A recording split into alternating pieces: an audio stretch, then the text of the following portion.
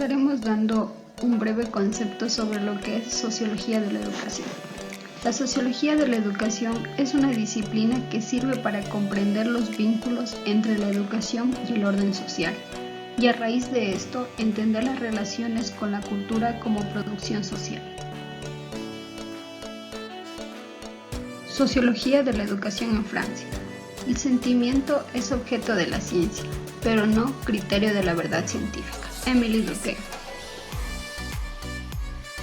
Uno de los principales representantes de la sociología de la educación de Francia es Émile Durkheim. Nació en 1858 en Épinal, Francia, estudió filosofía en la Escuela Normal Superior de París, fue profesor de conferencias en ciencias sociales en la Universidad de Burdeos y dictó la primera cátedra de Pedagogía y Ciencias Sociales en Francia.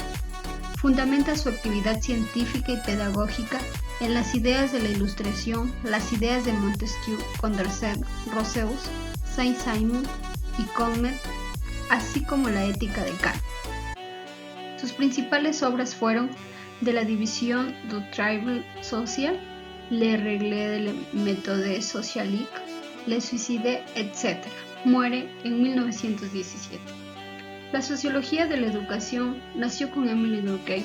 Es una rama de la sociología que se ocupa del problema de las relaciones entre educación y sociedad, en su dimensión social.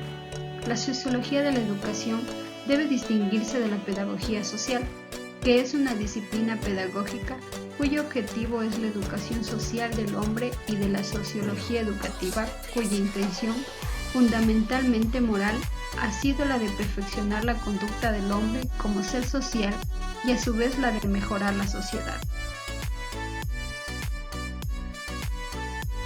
Para Émile Durkheim, su principal objetivo es la formación del ser social.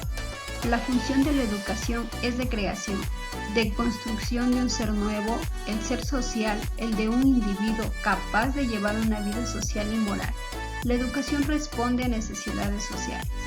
Émile Durkheim, uno de los padres de la sociología, es considerado el iniciador de una disciplina con sus obras Educación y Sociología, la educación, su naturaleza, su función y la evolución pedagógica en Francia, publicadas después de su muerte en 1917.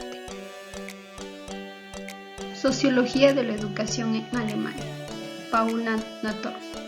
Natter aboga por una orientación educacional en sentido social, de la heteronomía a la autonomía.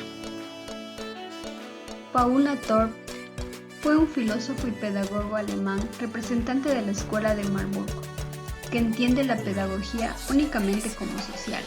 Dio origen a los tratados sistemáticos de pedagogía. Estudió filosofía clásica y filosofía en las universidades de Berlín, Bonn y Estrasburgo. En 1881 culminó su carrera en Marburgo, de cuya universidad fue profesor desde 1885. Sociología de la educación en América. La enseñanza debe ser por la acción, la educación es la vida, la escuela es la sociedad. John Dewey. Biografía de John Dewey. John Dewey fue un filósofo, psicólogo y pedagogo.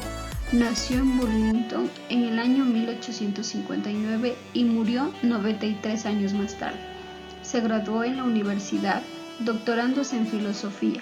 Sus obras más importantes fueron Democracia y Educación, Mi credo pedagógico, La escuela y la sociedad, El niño y el programa escolar.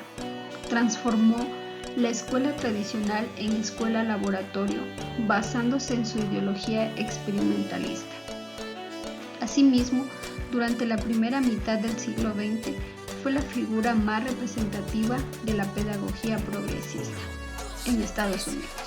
Aunque se le conoce más por sus escritos sobre la educación, la influencia de Dewey sigue siendo discutida respecto a los fallos del sistema escolar estadounidense. Por un lado, es criticado por los conservadores fundamentalistas y por otro lado, es considerado el precursor inspirador de los reformadores partidarios de una enseñanza centrada en el niño. Principales aportes pedagógicos de John Dewey.